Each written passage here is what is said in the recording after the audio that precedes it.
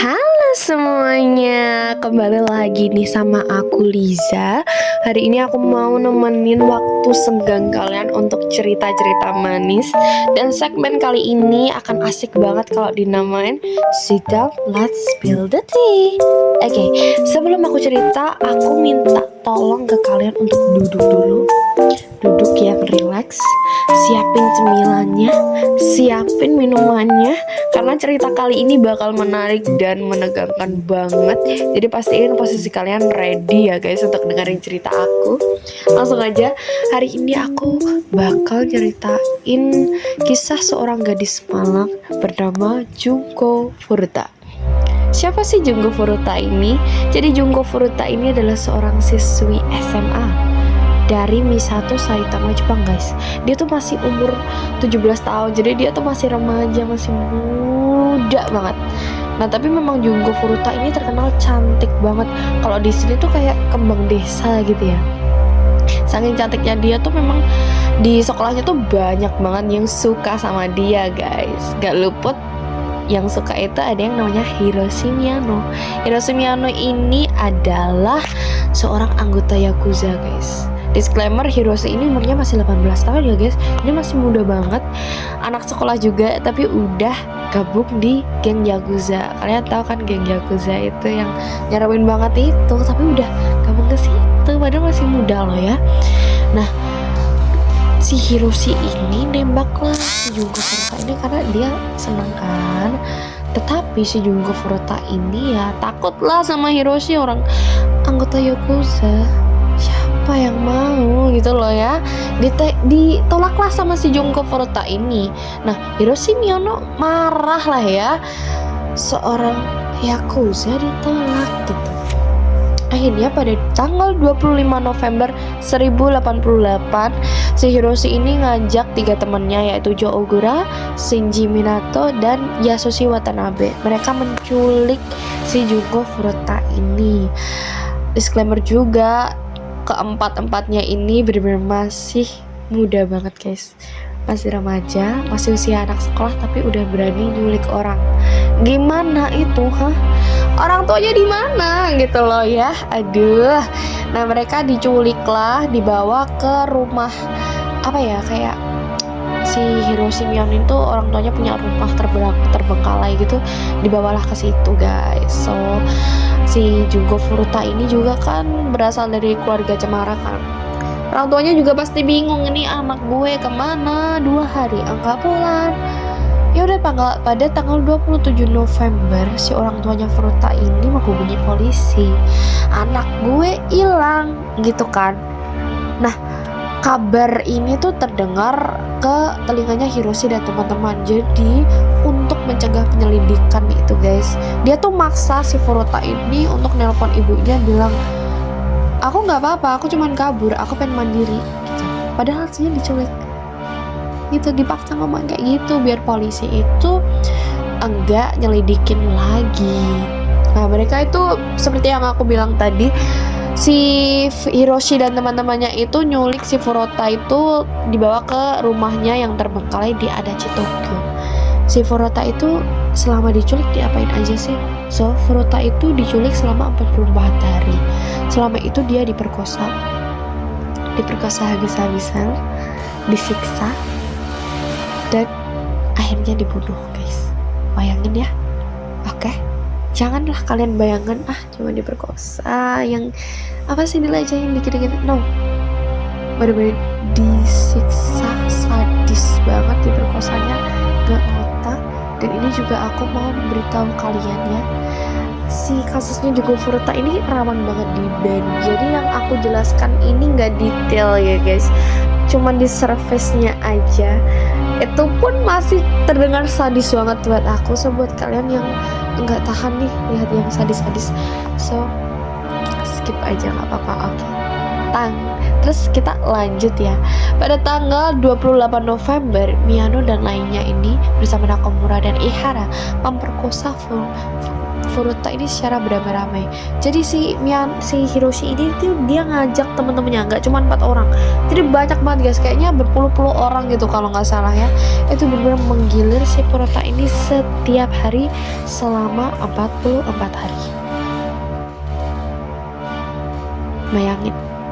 Bayangin guys, digilir puluhan orang setiap hari. Gak cuman itu, si Miyano ini juga cukur rambut kemaluannya dengan pisau cukur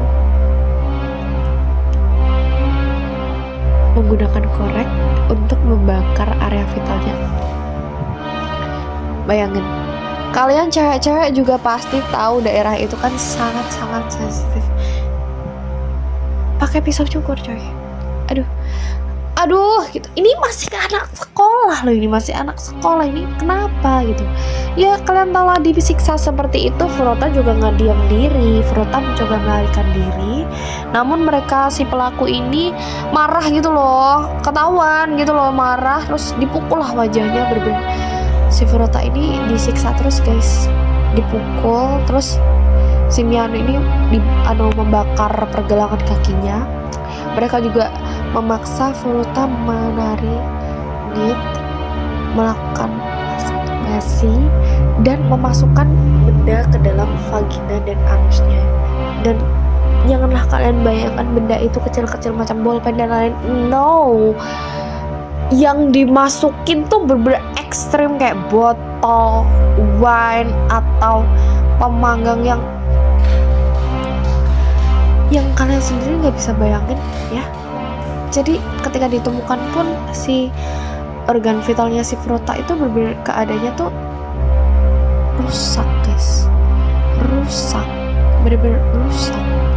Gak cuman itu juga, selama 44 hari ini Furuta juga dipaksa minum alkohol, susu, dan kotorannya sendiri, merokok, menghirup asap pengencer cat. Furuta juga dipaksa minum air kencingnya sendiri, lalu memakan kecoa itu selama 44 hari. Selama itu dia nggak pernah dikasih asupan yang semestinya manusia itu makan. Ya diperlakuin macam binatang ini Furuta ini. Kasihan banget.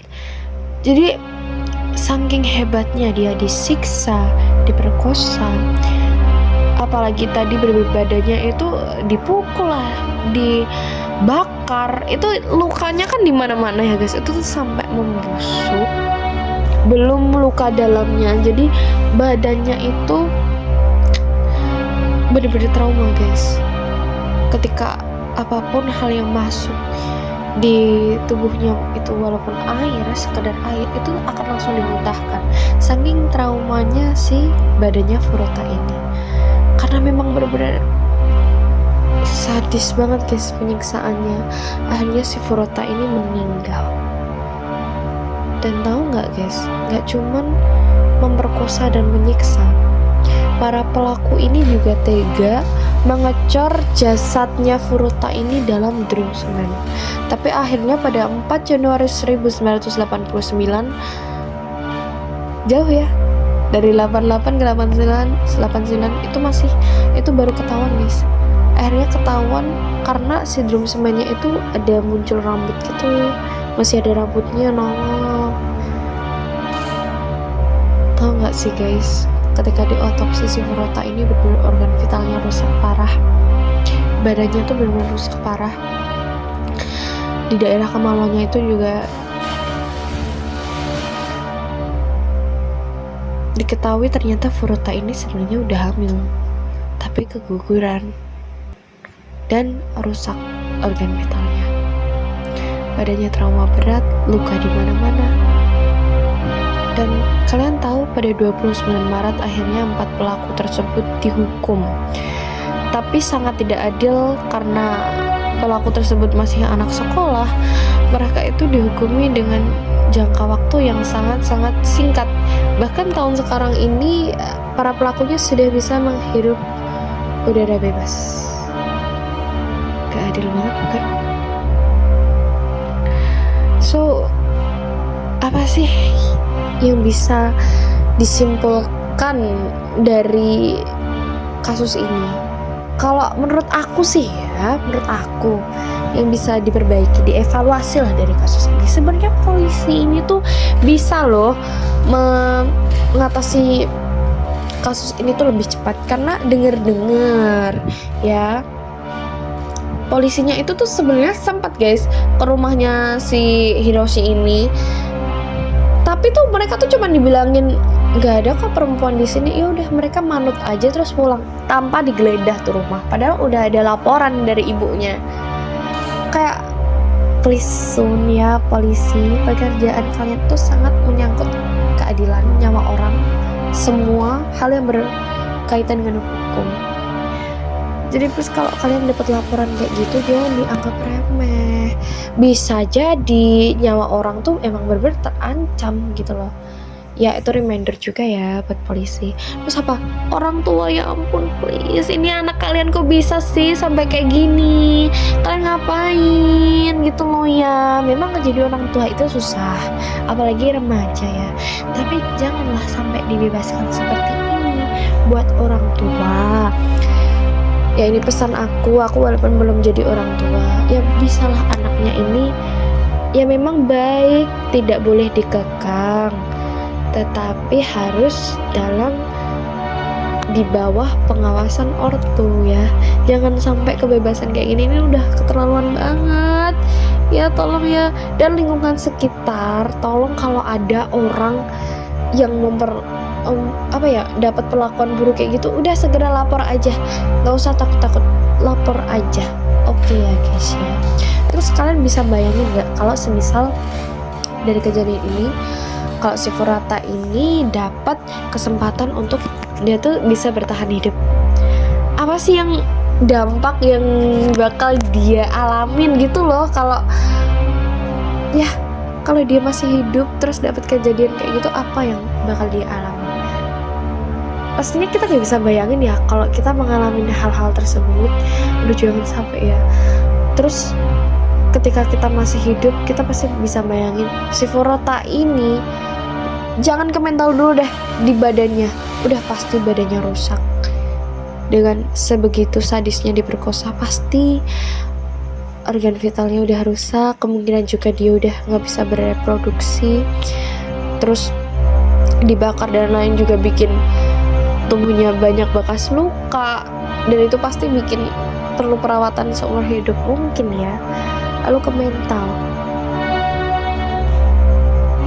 bisa kalian bayangin itu mentalnya sehancur apa guys? Ya pasti kan trauma banget, traumanya pakai banget. Dia pasti akan takut sama orang nih, trust issue banget. Traumanya itu guys, gak bisa bayangin sih. Mungkin ketika Furuta itu masih bertahan hidup, lalu dia dewasa, orang gini dikit aja dia pasti udah ketakutan banget. Trauma itu kalau menurut aku pasti perlunya didampingi seumur hidupnya, karena betapa beratnya ujian hidupnya kejadian ini. Pastinya kalau dia udah trauma, perlu treatment seumur hidup, didampingi terus, dirawat terus. Lalu ketika dia dewasa juga akan ada trust issue, sulit mempercayai orang, lalu dia akan ada kesulitan dalam berinteraksi di sosial, pastinya itu, dan masih banyak lagi. Ya itu saja guys yang bisa aku sampaikan tentang kasusnya Junko Furuta ini.